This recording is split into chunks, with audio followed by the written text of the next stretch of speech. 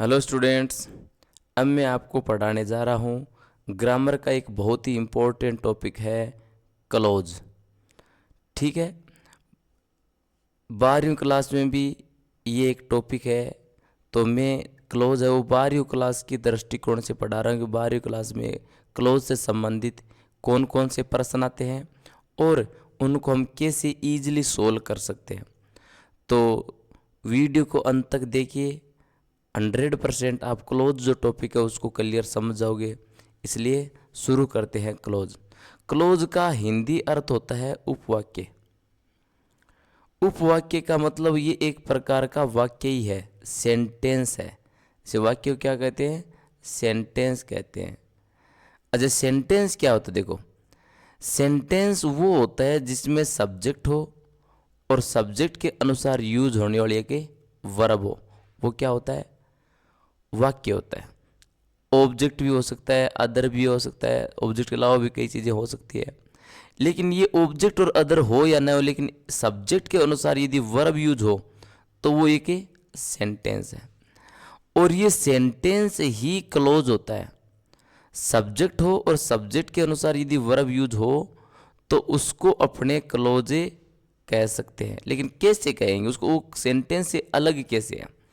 देखो, ये डेफिनेशन देख रहे हैं। इसके लिए डेफिनेशन है ए ग्रुप ऑफ वर्ड्स, शब्दों का एक समूह है, which have a finite verb है, जिसमें एक फाइनाइट वर्ब हो। फाइनाइट वर्ब वो होती है जो सब्जेक्ट के अनुसार यूज हो। जैसे सब्जेक्ट सिंगुलर है तो वर्ब भी सिंगुलर है, सब्जेक्ट प्लूरल है तो वर्ब भी प्लूरल है। तो सब्जेक्ट के अनुसार यूज होने वाले वर्ब क्या कहलाती है? फाइनाइट वर्ब होती है। तो सिंपल सा है कि जिसमें सब्जेक्ट और वर्ब हो वो सेंटेंस होता है और वही क्लोज होता है। क्लोज का मतलब ये हो गया शब्दों का समूह जिसमें एक फाइनाइट है, वर्ब कम से कम हो, सब्जेक्ट और वर्ब कम से कम हो। Depends upon the other close, और दूसरी क्लोज पर डिपेंड करता है।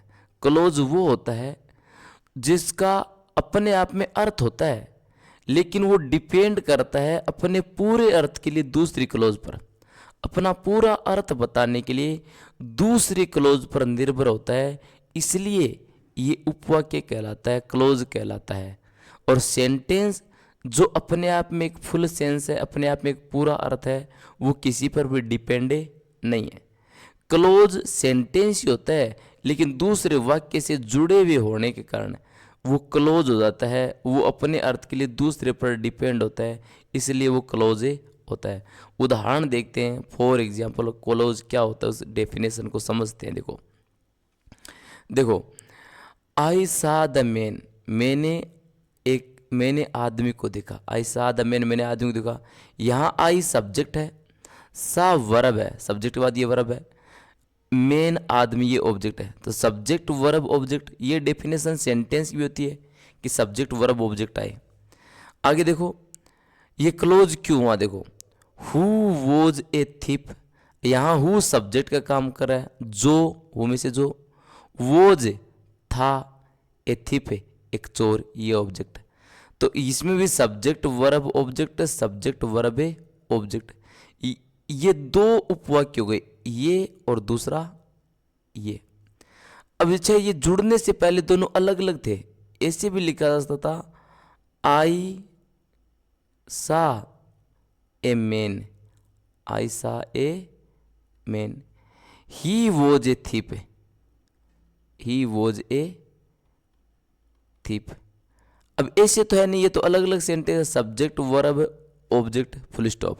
Subject verb object. मैंने एक आदमी को देखा, वह चोर था।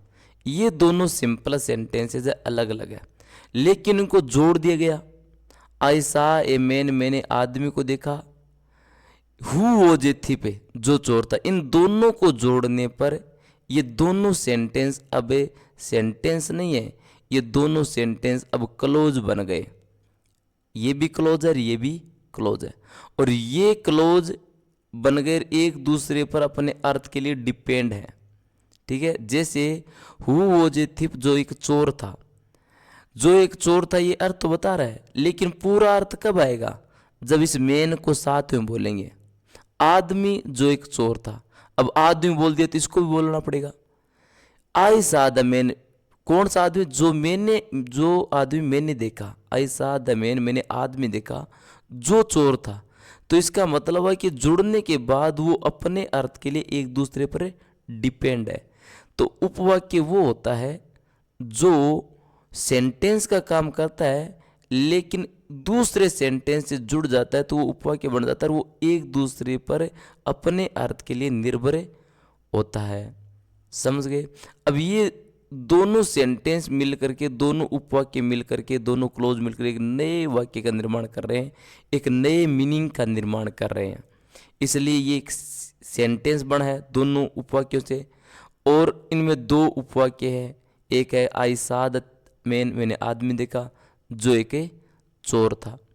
तो उपवाक्य वो होता है जिसमें सब्जेक्ट वर्ब ऑब्जेक्ट होता है, लेकिन वो अपने अर्थ के लिए दूसरे सेंटेंस, दूसरे उपवाक्य पर निर्भर होता है। ठीक है, इसी तरह आगे देखो, मुकेश लीव्स, मुकेश रहता है, तो मुकेश सब्जेक्ट है, लीव्स वर्ब है। वेहर ही वॉज बोर्न, जहां उसका जन्म हुआ। वेहर कंजक्शन का काम कर रहा है, ही सब्जेक्ट है, वॉज बोर्न वर्ब है। तो सब्जेक्ट वर्ब, सब्जेक्ट वर्ब, और वेहर जोड़ने का काम कर रहा है। मुकेश का जन्म हुआ जहां मुकेश रहता है, मुकेश लिव्स, मुकेश रहता है। वेहर ही वॉज बोर्न, जहां उसका जन्म हुआ। तो यहां देखो, जहां उसका जन्म हुआ, ये एक नाउन का काम कर रहा है कि मुकेश कहाँ रहता है, जहाँ जन्म हुआ, देचू में जन्म हुआ तो देचू में रह रहा है, मुकेश लिव्स एट देचू। मुकेश का जन्म यदि बालेश्वर में हुआ तो मुकेश लिव्स एट बालेश्वर। तो जहाँ रहता है, जहाँ उसका जन्म हुआ वहाँ रहता है। तो ये एक प्रकार से जो उपवाक्य है वो अपने अर्थ के लिए इस पर निर्भर है, जहाँ उसका जन्म हुआ। जहाँ उसका जन्म हुआ ये पूरा अर्थ नहीं बता रहा है, ये लिव्स जोड़ेंगे तो ये पूरा अर्थ आएगा। अब जो लिव्स जोड़ेंगे तो मुकेश को भी बोलना पड़ेगा। मुकेश लिव्स, मुकेश रहता है जहाँ उसका जन्म हुआ। तो अपने अर्थ के लिए वो एक दूसरे पर डिपेंड है, इसलिए क्या कहलाते हैं? उपवाक्य कहलाते हैं। आई नो, मैं जानता हूं, तो आई सब्जेक्ट है, नो वर्ब है, मैं जानता हूं। Vote you think, you subject है, थिंक वर्ब है। तो subject verb, subject verb, vote जोड़ने का काम कर रहा है। आई नो, मैं जानता हूं, वोट यू थिंक, जो तुम सोचते हो, यानी जो तुम सोचते हो वो मैं जानता हूं। यदि आप सपना सोचते हो तो सपना मैं जानता हूं। तो यहाँ सपना मान लो, या आप जो आइडिया सोचते हो, आइडिया मान लो, जो आइडिया सोचते हो वो आइडिया मैं जानता हूँ। तो ये आइडिया की जगह, ड्रीम की जगह ये आया है क्या? उपवाक्य। तो एक प्रकार से नाउन क्लोज है, नाउन का काम है कर रही है। ठीक है, सब्जेक्ट वर्ब, और ये ऑब्जेक्ट का काम करने के लिए आई है। और ऑब्जेक्ट की जगह क्या आ गया? सब्जेक्ट, और वर्ब वापस आ गया। तो ये एक प्रकार से क्लोज है। क्लोज किसका काम कर रही है? नाउन का। Dinesh gets up at when everyone sleeps. तो जो दिनेश सब्जेक्ट है, गेट्स अप वर्ब है, एवरीवन सब्जेक्ट है, स्लीप्स वर्ब है, और दोनों को जोड़ने के लिए क्या लगाया है? वेन लगाया है। तो देखो, दोनों एक प्रकार से सेंटेंस थे, लेकिन जुड़ने के बाद ये क्या बन गए? उपवाक्य बन गए। और उपवाक्य एक दूसरे पर अपने अर्थ के लिए डिपेंड है। जैसे दिनेश उठता है जब हर व्यक्ति सोता है, हर व्यक्ति सोता है जब सोता है तब दिनेश से उठता है। वोट ही थिंक्स, जो वह सोचता है, ही सब्जेक्ट है, थिंक्स वर्ब है, जो वह सोचता है, is a mystery to everyone, वह हर व्यक्ति के लिए एक रहस्य है। तो ये जो इज का जो सब्जेक्ट है वो ये पूरा पूरा है, वोट ही थिंक्स, जो वह सोचता है वो एक रहस्य है, जो वह सोचता है वह एक रहस्य है। तो ये सब्जेक्ट वर्ब ये सब्जेक्ट का काम कर रही है, और सब्जेक्ट जो नाउन होती है तो ये नाउन क्लोज का काम है कर रही है। और इज का ये सब्जेक्ट है, इज का ये पूरा सब्जेक्ट है, जो वह सोचता है वो एक रहस्य है। ठीक है, तो अपने डेफिनेशन को समझा है। डेफिनेशन क्या होती है? शब्दों का समूह होता है उपवाक्य, जिसमें एक कर्ता के अनुसार यूज हुई वर्ब होती है, और अपने अर्थ के लिए वो दूसरे पर निर्भर करता है। इतना समझ गए? अब चलते हैं अगले वाले पेज पर। देखो, there are 3 types of clause. Clause के 3 प्रकार, ये देयर 3 है, there are 3 types of clause है। 3 प्रकार के उपवाक्य होते हैं। कितने प्रकार के उपवाक्य होते हैं? 3 प्रकार के। प्रिंसिपल क्लोज, एक तो होता है प्रधान उपवाक्य। प्रिंसिपल क्लोज होता है प्रधान उपवाक्य। Principal clause is the main clause of the whole sentence. पूरे सेंटेंस का मुख्य क्लोज होता है, मुख्य उपवाक्य होता है, वो प्रिंसिपल क्लोज होता है। एक चीज और देखो, प्रिंसिपल क्लोज जिस पर अपने अर्थ के लिए दूसरे क्लोज जुड़े हुए होते हैं। प्रिंसिपल क्लोज से पहले कोई कंजक्शन नहीं होता है, ये ध्यान रखना है। अपने पहले वाले पेज और वापस जाते हैं, उदाहरण देखते हैं। देखो पहले वाला क्लोज क्या था, देखो ये सेंटेंस देखो, I know what you think, मैं जानता हूं जो तुम सोचते हो। तो ये देखो वोट से शुरू है ये क्लोज, तो ये तो आश्रित है, ये अपने अर्थ के लिए इस पर ज्यादा निर्भर कर रही है। ये ऑब्जेक्ट का काम कर रही है, ये अपने अर्थ के लिए इस पर निर्भर कर रही है। तो ये क्लोज तो हो गई प्रिंसिपल क्लोज, और ये हो गई सबऑर्डिनेट क्लोज, आश्रित क्लोज। ठीक है, तो जो जिससे पहले कंजक्शन लगा हो, ये ध्यान रखो, वो क्लोज आश्रित होती है, और जिससे पहले कोई कंजक्शन नहीं लगा हुआ हो, जोड़ने वाला शब्द नहीं लगा हो, वो प्रिंसिपल क्लोज होती है। प्रिंसिपल क्लोज का लो ऐसा वाक्य जिस पर जिस पर अर्थ बताने के लिए अन्य क्लोज जुड़ी हुई हो, दूसरी क्लोज उस पर निर्भर है अर्थ देने के लिए। ठीक है, हाँ आगे देखो, तो प्रिंसिपल क्लोज होता है प्रधान उपवाक्य, मेन उपवाक्य, इसको हम मेन उपवाक्य भी कह सकते हैं। मेन क्लोज, पूरे वाक्य की जो मेन क्लोज है जिस पर अन्य क्लोज निर्भर होती है। इसके उल्टी होती है सब ऑर्डिनेट क्लोज, आश्रित उपवाक्य। सब ऑर्डिनेट का मतलब होता है आश्रित, आश्रित उपवाक्य। आश्रित उपवाक्य जो प्रिंसिपल क्लोज पर निर्भर करता है अपने अर्थ के लिए। देखो सब ordinate close is the dependent clause. Dependent clause होती है, निर्भर क्लोज होती है, जो अपने अर्थ के लिए प्रिंसिपल क्लोज पर निर्भर करती है। अपने अर्थ के लिए प्रिंसिपल क्लोज पर जो उपवाक्य निर्भर करता है उसे सबऑर्डिनेट क्लोज कहते हैं। ठीक है, कोऑर्डिनेट क्लोज, कोऑर्डिनेट क्लोज होता है स्वतंत्र उपवाक्य। कोऑर्डिनेट का मतलब न तो वो आश्रित है न ही वो मेन है, वो एक स्वतंत्र है। तो कोऑर्डिनेट का होता है स्वतंत्र उपवाक्य। एक बार फिर वापस पहले वाले पेज जाते हैं। देखो दिनेश गेट्स अप, दिनेश उठता है, ये मेन क्लोज है। वेन एवरीवन स्लीप्स, जब हर व्यक्ति सोता है, ये अपने अर्थ को पूरा करने के लिए इस पर डिपेंड कर रही है। तो ये सब ऑर्डिनेट है, ये आश्रित है। ठीक है, ऑर्डिनेट। और ये है प्रिंसिपल। प्रिंसिपल का मतलब होता है मेन क्लोज, ये है जिससे पहले कोई कंजक्शन नहीं लगा होता है। ये देखो वोट ही थिंग्स, जो वह सोचता है, इससे पहले वोट लगा है, तो ये सब ऑर्डिनेट है, ये आश्रित है, subordinate. Is a mystery to everyone, सभी के लिए रहस्य है, ये प्रिंसिपल है। तो प्रिंसिपल वो क्लोज होती है जिससे पहले कोई कंजक्शन नहीं लगा हो, जो मेन होती है, जिस पर जो अर्थ बताती है दूसरों का। ठीक है, वो होती है प्रिंसिपल क्लोज। कोऑर्डिनेट क्लोज क्या होती है, देखो कोऑर्डिनेट स्वतंत्र उपवाक्य। Coordinate is the independent clause, स्वतंत्र क्लोज होती है। इसका मैं एक उदाहरण बताता हूं। जैसे देखो ही इज ए टीचर, वह एक टीचर है। दूसरा his brother is a doctor, और उसका भाई डॉक्टर। दोनों अलग अलग सेंटेंस है। He is a teacher, his brother is a doctor.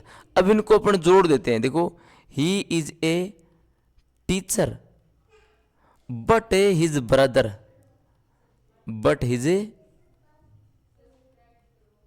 Brother is a doctor. अब यहां देखो he is a teacher but his brother is a doctor. ये दोनों उपवाक्य अपने आप में स्वतंत्र है, दोनों एक दूसरे के अर्थ बताने के लिए एक दूसरे पर निर्भर नहीं है। तो ये क्या है, कोऑर्डिनेट।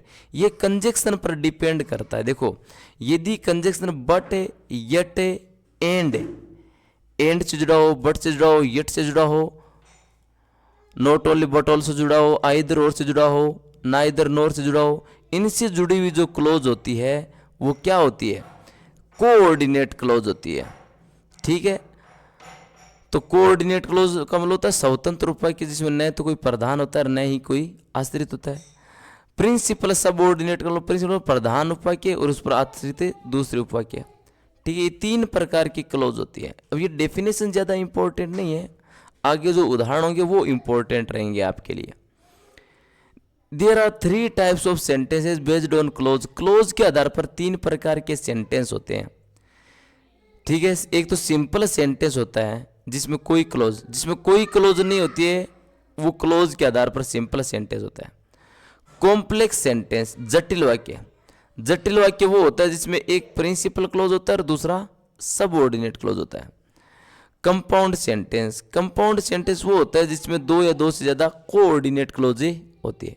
2 या 2 से ज़्यादा कोऑर्डिनेट क्लोज है तो वो कंपाउंड सेंटेंस है। ठीक है, ये तो थे इनकी डेफिनेशंस और क्लासिफिकेशन। क्लोज 3 प्रकार के होते हैं, ये चीज़ आपको ध्यान में रखनी है, प्रिंसिपल क्लोज, सबऑर्डिनेट क्लोज और कोऑर्डिनेट क्लोज।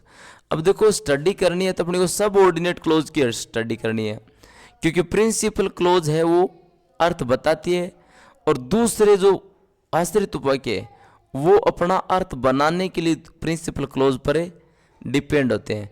तो सबऑर्डिनेट क्लोज को हम स्टडी करेंगे, प्रिंसिपल क्लोज को स्टडी करने की जरूरत नहीं है। ठीक है, तो चलते हैं अगले पेज पर। सबऑर्डिनेट क्लोज, प्रिंसिपल क्लोज को स्टडी करने की जरूरत नहीं होती है क्योंकि वो सिंपल क्लोज है, वो एक प्रकार सिंपल है। सबऑर्डिनेट क्लोज को स्टडी करेंगे तो ऑटोमेटिक प्रिंसिपल क्लोज की स्टडी हो जाएगी। तो चलते हैं सबऑर्डिनेट क्लोज की स्टडी के लिए। देखो subordinate clause, there are 3 types of subordinate clause, तो ये 3 है। There are 3 types of subordinate clause, 3 प्रकार की सबऑर्डिनेट क्लोज होती है। सबऑर्डिनेट नाउन क्लोज, इसको सीधा ही नाउन क्लोज कह सकते हैं। सबऑर्डिनेट एडजेक्टिव क्लोज, इसको सीधा एडजेक्टिव क्लोज भी कह सकते हैं। सबऑर्डिनेट एडवर्ब क्लोज, जिसको सीधा एडवर्ब क्लोज भी कह सकते हैं। Subordinate noun close, subordinate noun close वो क्लोज होती है जो नाउन का काम करती है, संज्ञा का काम करती है। नाउन का मतलब किसी का नाम, name of any person, place, thing and animal, किसी व्यक्ति, वस्तु, जानवर का नाम नाउन होती है। तो व्यक्ति, वस्तु, जानवर के नाम को बताने के लिए जो वाक्य है वो क्या होता है? नाउन क्लोज होती है। जैसे एक सेंटेंस में सिंपली आपको लिखा रहा हूँ। ठीक है, Mukesh is going to school.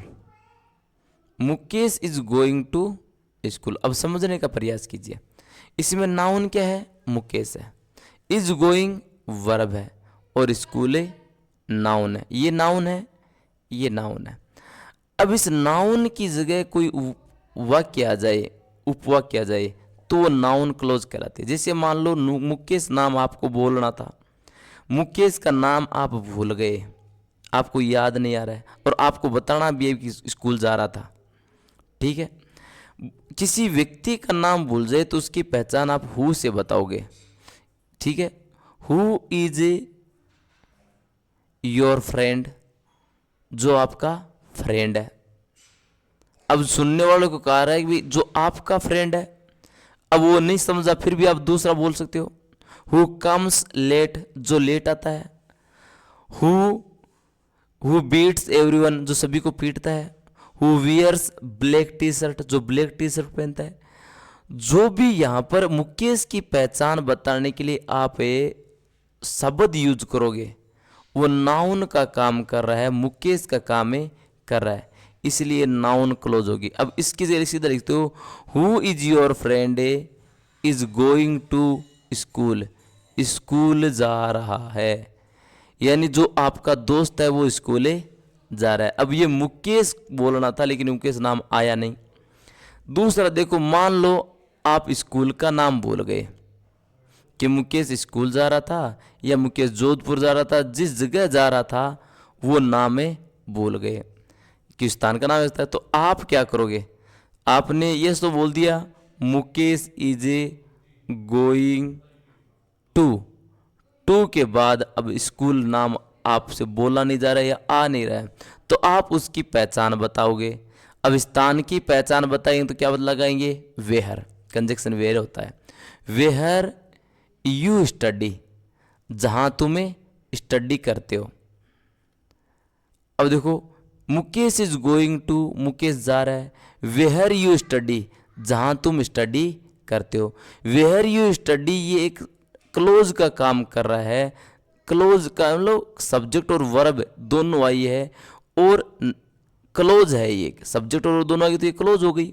और ये एक नाउन का काम कर रही है, स्कूल का काम कर रही है, स्कूल की जगह लगाया गया है, इसलिए ये क्या है, ये है नाउन क्लोज। जो किसी नाउन का काम करे वो नाउन क्लोज होती है। ठीक है, आगे है सबऑर्डिनेट एडजेक्टिव क्लोज। आगे और स्टडी करेंगे नाउन क्लोज की फुल। एडजेक्टिव क्लोज वो होती है जो किसी संज्ञा की विशेषता बताने के लिए आती है। जैसे इन्हीं दोनों को मैं एडजेक्टिव क्लोज के रूप में यूज करता हूं। देखो जैसे आपने बोला मुकेश, तो मैंने यहां लिख दिया Mukesh. Who is your friend, जो आपका फ्रेंड है। Who is your a friend, जो आपका फ्रेंड है। Is going to school, school जा रहा है। अब यहां देखो पहले वाक्य में मुकेश की जगह ये आया था, ये क्लोज, इसलिए नाउन क्लोज है। दूसरे वाक्य में ये मुकेश के बारे में बताने के लिए आया है, इसलिए क्या है, एडजेक्टिव क्लोज। ध्यान रखो एडजेक्टिव क्लोज से पहले कोई ना कोई नाउन आएगी और उसकी विशेषता बताने के लिए क्लोज आएगा, वो एडजेक्टिव क्लोज है। एक्चुअली सेंटेंस है Mukesh is going to school, और मुकेश की विशेषता बताने के लिए, मुकेश को डिफाइन करने के लिए ये शब्द यूज है हु इज योर फ्रेंड, जो आपका फ्रेंड है। पहले वाक्य में देखो हु इज योर फ्रेंड, ये मुकेश की जगह आया है। अब नाउन की जगह आए तो वो नाउन क्लोज है। नाउन की विशेषता बताने के लिए आए, सेम ही देखो नाउन की विशेषता है, मुकेश की विशेषता बता रहा है, मुकेश की पहचान बता रहा है ना, तो ये एडजेक्टिव क्लोज है। इसी प्रकार ये दूसरा और देखो, जैसे Mukesh is going to school, Mukesh school जा रहा है। वेयर यू स्टडी, जहां तुम्हें स्टडी करते हो। अब देखो इसमें देखो पहले वाक्य में ये स्कूल की जगह मैंने लगाया थी, स्कूल नाउन है, नाउन की जगह आया है तो नाउन क्लोज है। यहां पर स्कूल की पहचान बता रहा है कि कौन सी स्कूल, जहां पर आप स्टडी करते हो वो स्कूल, तो ये एडजेक्टिव है क्योंकि नाउन की डिफाइन कर रहा है। यहाँ पर एक चीज ध्यान रखो, नाउन क्लोज वो है जो नाउन की जगह आए। आप कोई नाउन का नाम भूल गए, कोई किसी का नाम भूल गए, उसकी पहचान बताने के लिए सब्जेक्ट और वर्ब लगा रहे हो तो वो नाउन क्लोज है। लेकिन आप किसी नाउन को डिफाइन कर रहे हो, नाउन के आगे जोड़ के कुछ लिख रहे हो, ये है वो चीज, ये बताना चाह रहे हो, तो वो एडजेक्टिव क्लोज है। एडजेक्टिव क्लोज से पहले हमेशा कोई ना कोई नाउन आएगी। जैसे हु इज योर फ्रेंड, जो आपका दोस्त है, कौन है, मुकेश है, तो मुकेश को डिफाइन कर रहा है, इसलिए एडजेक्टिव क्लोज है। यहाँ स्कूल की विशेषता बताई जा रही है, स्कूल जहाँ तुम स्टडी करते हो। तो देखो यदि क्लोज से पहले, किसी उपवाक्य से पहले नाउन लगे तो वो एडजेक्टिव क्लोज है। यदि नाउन की जगह आए तो वो क्या होती है, यदि नाउन की जगह आए तो नाउन क्लोज, और नाउन की विशेषता बताने के लिए नाउन के बाद आए तो वो क्या होती है, एडजेक्टिव क्लोज होती है। आगे देखो, अपने इसको थोड़ा सा मिटा देते हैं, एडवर्ब क्लोज आगे है।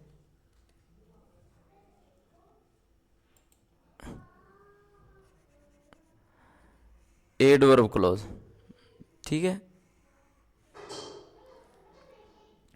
एडवर्ब क्लोज क्या होती है, एडवर्ब क्लोज, एडवर्ब शब्द का मतलब होता है क्रिया विशेषण, ऐसा शब्द जो क्रिया की विशेषता बताए। नाउन क्लोज होती है संज्ञा सूचक उपवाक्य, और ये विशेषण है यानी संज्ञा की विशेषता बताने वाला। और एडवर्ब का मतलब होता है क्रिया विशेषण, क्रिया की विशेषता बताने वाला, यानी ऐसा उपवाक्य जो किसी क्रिया को डिफाइन करने के लिए आए। जैसे मान लो अभी वाक्य लिखा है मैंने, Mukesh is going to school. Mukesh is going to school, इसमें क्रिया क्या है? गोइंग। ठीक है, मुकेश स्कूल जा रहा है। अब ये स्कूल कब जा रहा है ये बताऊं मैं आगे कुछ भी। ये क्यों जा रहा है, कारण बताऊं। ये कैसे जा रहा है, ये तरीका बताऊं। कहाँ जा, किस लिए जा रहा है, मैनर बताऊं।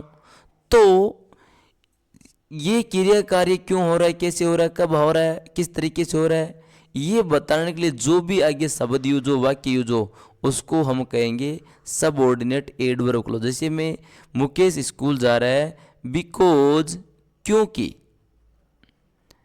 ही वॉन्ट टू स्टडी, क्योंकि वो study, he wants to study, क्योंकि वो स्टडी करना चाहता है।